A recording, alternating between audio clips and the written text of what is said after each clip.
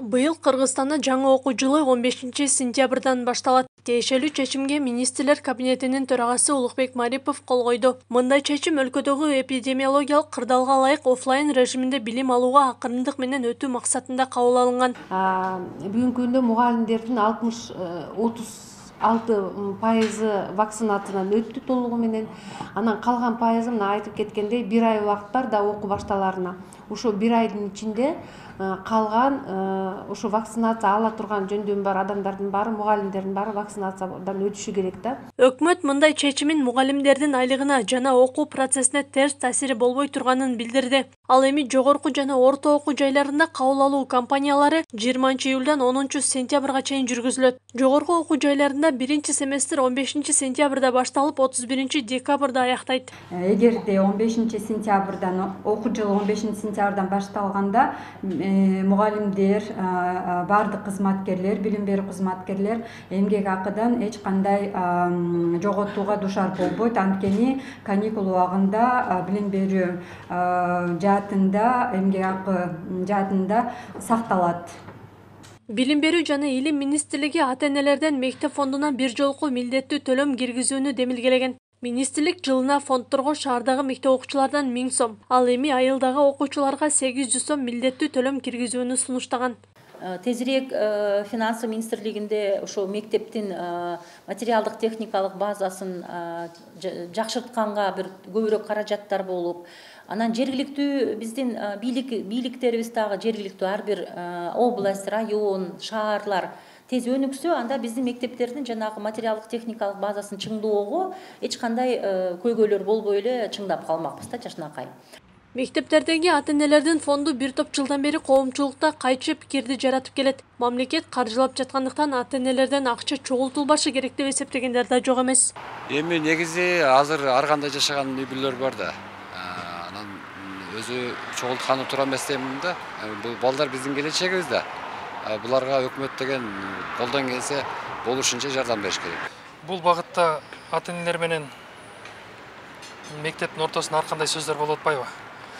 Мугалимдердин эмес, мектеп тарабынан окуучулардын акча чогултулушуна илгертеден эле каршы өз ата-энелер.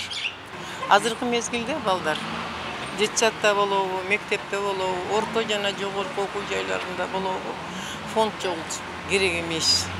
Менимче азыркы ушул мезгилде ата-энелер менен биргеликте чогултуп иш кылган жакшы да. Себеби мамлекетибиз азыр караштай албай калды да мектеп. Ата-эне баарын өзү алып берип атат. Китебин алып берип атат, кийимин өзү алып берип атат. Баарын камсыз кылып атат. Эмне кереги бар мектепке бул чогултуу? Ал эми мектептерге ата-энелердин фонду керек. Жалал-Абад шаарындагы 520 окуучуга ылайыкталган мектепте азыркы учурда 2000ден ашык окуучу окуйт. Мындан улам оңдоо түзөө иштери жана башка керектөөлөр үчүн каражаттын керектигин адистер айтып келет. Бир чети жетекчи катары мен айтат элем мектепке фонд керек депчи. Ата-энелердин колдоосу менен биз ошо бар мектепти сактап калыш керекпиз.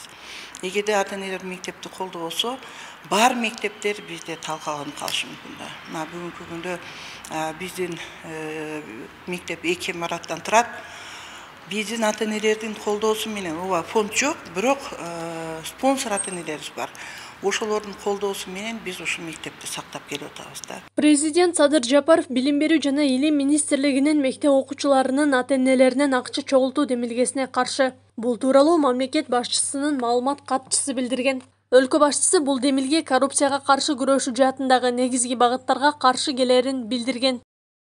Буга окшогон кошумча төлөө механизми билим берүү тутумун жакшыртууга эч кандай реалдуу пайда алып келбейт. Тескерисинче окуучулардын ата-энелерден жүктөлгөн түйшөк. Мамлекет башчы жалпы билим берүү уюмдарында мыйзамсыз акча жыйноолордун эч бирине жол бербестиген бир нече ирет белгилеп өткөн. Мектептерде ар кандай максаттарга, түрдүү шылтоолор менен акча жыйноого кескин түрдө тыюу салынышы керек. Мектептин өкүлдөрү тарабынан бул сыяктуу жасалган бардык аракеттер дароо билдирилип турушу зарыл. 2021-2022 окуу жылына карата Кыргызстанда 19 мектеп жана бир нече мектептердин кошумча имараттары пайдаланууга берилет. Бул тууралуу архитектура, курулуш жана турак-жай коммуналдык чарба мамлекеттик агенттигинен билдиришти. Учурда имараттарды электр жарыгы менен камсыздоо, эмеректерди, окуу устулдук аспаптарды курап киргизүү, мектеп короолорун тазалоо иштери жүрүп жатат. Эгемендиктин 30 жылдыгына карата 30 объектти тапшыруу пландалган. Бүгүнкү күнү 19 мектеп, 10 бала бакча жана 3 социалдык мекеме тапшырылат деп айтылат маалыматта. Турак жай жарандык курулуш департаменти 2019-жылы атайын комиссия менен бирге өлкө боюнча авариялык абалдагы 245 мектепти аныктаган. Курулуш агенттиги тарабынан 237 мектептин курулушу башталып, ага 9 миллиардтан ашык сом бөлүнгөн. Мунун ичинен быйыл жыл аягына чейин 85 мектеп бүтүрүлүп колдонууга берилмекчи. Аклай Карабаева, Аскар Маматсаков, Регион.